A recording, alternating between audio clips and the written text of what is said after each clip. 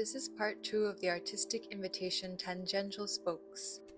So by now you should have completed the audio warm-up and part 1, where you would have taken 6 photographs corresponding to the question prompts found in the activity book.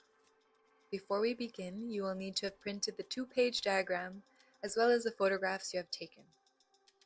There is a template available for you to upload your photographs to get the right size. And remember to print everything one-sided. Okay, to start, let's cut the entire circle out of layer 1, the wheel.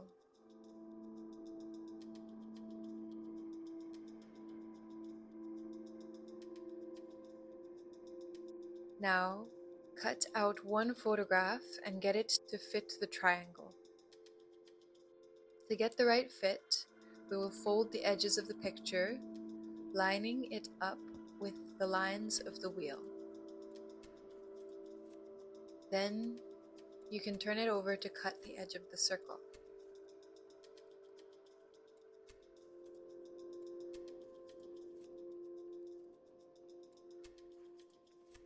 To cut, you can trace the edge and cut it from this line, or you can be lazy like me, but it requires some dexterity, and just cut it by following the edge of the circle like this.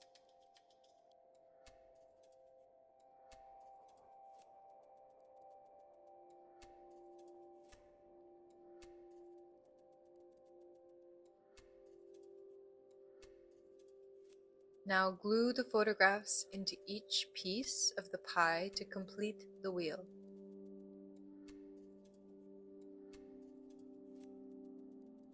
You might have to figure out how you want to fit and fold the photograph because you will lose parts of the image. But remember, it's not about the image or representation itself. Remember that it is a living response to the question that you chose.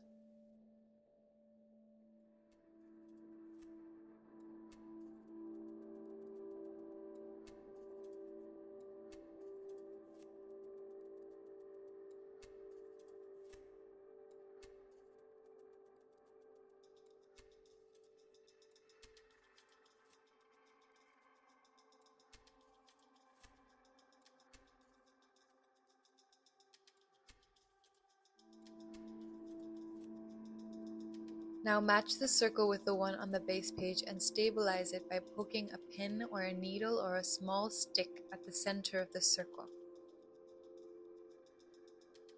Now that these layers are attached, we're going to write down each question you chose in correspondence to the image that you printed.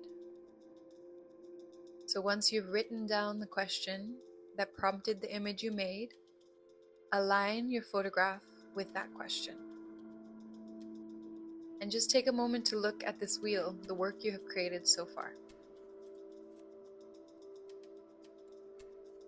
Now shift the wheel one triangle to the right, shifting the pairing of the photograph and the question. From this new pairing, notice any responses, new meaning, aversions, or attachments that might arise. Repeat the question aloud when witnessing the new image representation. Take your time exploring each new pairing. Turn the wheel to the right again to repeat the process of mapping new meanings, associations, and responses you may have. Keep repeating this cycle until you have come to a specific configuration of the wheel that moves you deeply. This can manifest as a strong emotion, an aversion, a gut instinct, confusion, or curiosity at the pairing. This is the end of this exercise, and I encourage you to write or journal to reflect, maybe starting with the questions, what are the limits of how we narrativize ourselves? Or how can we step out of the loops of identification and disidentification of the mind? Thank you for taking the time to do this exercise. May this wheel continue to turn beyond this practice, inviting you to notice how meaning is never fixed, but always unfolding through your gaze, your presence, and your willingness to stay in the in-between.